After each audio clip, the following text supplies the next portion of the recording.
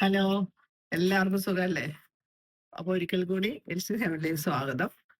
ഇന്ന് ഞാൻ ഉണ്ടാക്കാൻ പോകുന്നതേ നമ്മുടെ ഓണസദ്യക്ക് അച്ചാറിനെക്കാട്ടിലും ഒരു പടി മുന്നിൽ നിൽക്കുന്ന കുഞ്ഞുങ്ങൾക്ക് ഇഷ്ടപ്പെടുന്ന ഒരു പുളിയിഞ്ചിയുടെ റെസിപ്പി ആയിട്ടാണേ. അപ്പൊ എനിക്ക് ഇച്ചിരി കോൾഡ് ഉണ്ട്. അതിൻ്റെതായ ചെറിയൊരു വിഷമമുണ്ട്. എന്നാലും കുഴപ്പമില്ല. അപ്പൊ നമുക്ക് അതിന്ന് ഉണ്ടാക്കി നോക്കിയാലോ? എന്നാ നേരെ നമുക്ക് അടുക്കളയിലോട്ട് പോകാം. അപ്പൊ അതിന് മുന്നേ നമുക്ക് പുളിയിഞ്ചിക്ക് ആവശ്യമായ 2 തണ്ട് കറിവേപ്പില ഇവിടുന്ന് പറിക്കാം.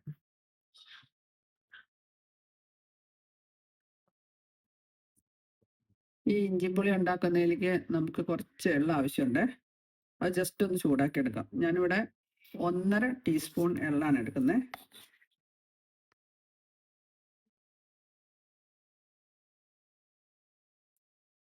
നമുക്ക് ജസ്റ്റ് ഒന്ന് വറുത്ത് എടുത്താൽ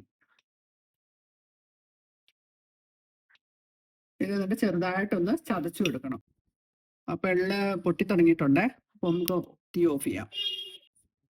ഇതിലേക്ക് ആവശ്യമായ 4 ടേബിൾ സ്പൂൺ എണ്ണ ഒഴിച്ചു കൊടുക്കാവേ. ഞാനിവിടെ നല്ലെണ്ണ കേട്ടോ ചേർത്തേക്കുന്നത്. ഇതിലേക്ക് ആദ്യം നമുക്ക് കുറച്ച് പച്ചമുളക്, അതായത് ഒട്ടും എരിവില്ലാത്ത മുളകാണ്, അത് നടുവേ ഒന്ന് ചെറുതായിട്ടൊന്ന് പൊട്ടിച്ചു കൊടുത്തിട്ടുണ്ട്.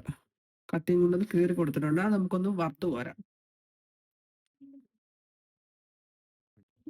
ഇത് ചെറുതായിട്ടൊന്ന് പൊട്ടിത്തെറിക്കാൻ ചാൻസ് ഉണ്ട്. അപ്പൊ നമുക്കൊന്ന് അടച്ചു കൊടുക്കാം കേട്ടോ.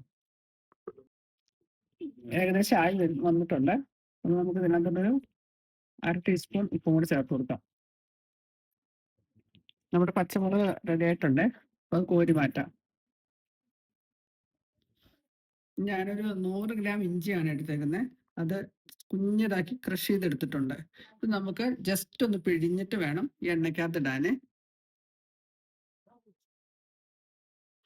അപ്പൊ ആ ഇഞ്ചിയുടെ ത്രാണം പോയി കിട്ടും. ഇത് മൂത്ത ഇഞ്ചിയാണ്.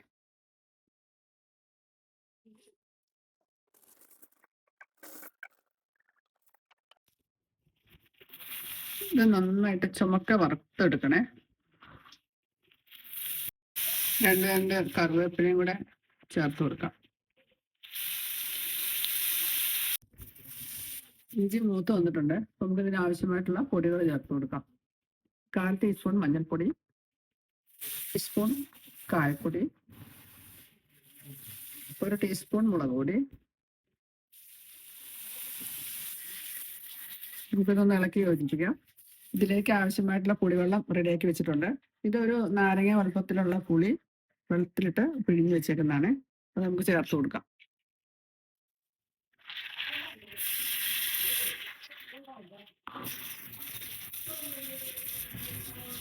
ചേർത്ത് കൊടുക്കാം. ഇത് തിളച്ച് ഒന്ന് കുറുകി വരുന്നവരെ നമുക്കൊന്ന് വെയിറ്റ് ചെയ്യാം. ഇത് ഏകദേശം കുറുകി വന്നിട്ടുണ്ട്. നമുക്ക് അതിനകത്ത് അല്പം ഉലുവാപ്പൊടിയും കൂടെ ചേർത്ത് കൊടുക്കാം. ഒരു 1/4 ടീസ്പൂണാണ്. ഇതിന്റെ മധുരത്തിന് ആവശ്യമായിട്ടുള്ള ശർക്കര ഉരുക്കി വെച്ചത് 75 ഗ്രാം ശർക്കരയാണ് ഉരുക്കി വെച്ചേക്കുന്നത്. ഇത് മുഴുവനും ചേർക്കണമെന്ന് നമുക്ക് നോക്കാം. നമുക്ക് ആദ്യം ഒരു 3/4 ഭാഗം ചേർത്ത് നോക്കാം. മധുരം കുറച്ച് കുറവുണ്ട്. അപ്പൊ നമുക്ക് ഈ ബാക്കിയുള്ളത് കൂടെ ചേർത്ത് കൊടുക്കാം. നന്നായിട്ടൊന്ന് ഇളക്കി യോജിപ്പിക്കാം. കുറച്ചുകൂടെ ഒന്ന് കുറുകാനുണ്ട്. അതിലേക്ക് നമുക്ക് മാറ്റി വെച്ചേക്കുന്ന 1.5 ടീസ്പൂൺ എള്ള് വറുത്തൊന്ന് ചതച്ച് വെച്ചിട്ടുണ്ട് ചെറുതായിട്ട്, അതും ചേർത്ത് കൊടുക്കാം. അതോടൊപ്പം തന്നെ നമ്മൾ കുറച്ച് പച്ചമുളക് വറുത്ത് കോരി മാറ്റി വെച്ചായിരുന്നു, അതും കൂടെ ചേർത്ത് കൊടുക്കാം.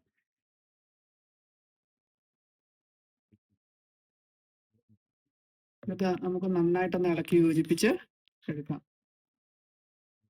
ഇത് തണുത്ത് കഴിയുമ്പോൾ ഒന്ന് കുറുകി വരും. കാരണം എള്ളൊക്കെ ചേർത്തേക്കണേ കൊണ്ട് നന്നായിട്ട് കുറുകി വരും. നമ്മുടെ നമ്മുടെ ഓണസദ്യക്കുള്ള പുളിയിഞ്ചി റെഡി ആയിട്ടുണ്ട്. ഇതിൽ ഞാൻ കടുക് ചേർത്തിട്ടില്ല. കാരണം എൻ്റെ മക്കൾക്ക് കടുക് ചേർക്കുന്നത് ഇഷ്ടമല്ല. അതുകൊണ്ട് ഞാൻ ചേർത്തിട്ടില്ല. ആവശ്യമുള്ളവർക്ക് ചേർക്കാം കേട്ടോ. പിന്നെ ഇതിൽ ചേർത്തേക്കുന്ന ഈ വറുത്തമുളക് ഉണ്ടല്ലോ, അതിലെ പുളിയും മധുരവും ഉപ്പും എല്ലാം പിടിച്ചു കഴിയുമ്പോൾ നല്ല ടേസ്റ്റാ തിന്നാൻ. നമ്മളത് എരിവില്ലാത്ത മുളക് വറുത്ത് വരിയാൽ മതി. അപ്പൊ അത് എല്ലാവരും നിങ്ങളൊന്ന് ഉണ്ടാക്കി നോക്കണേ.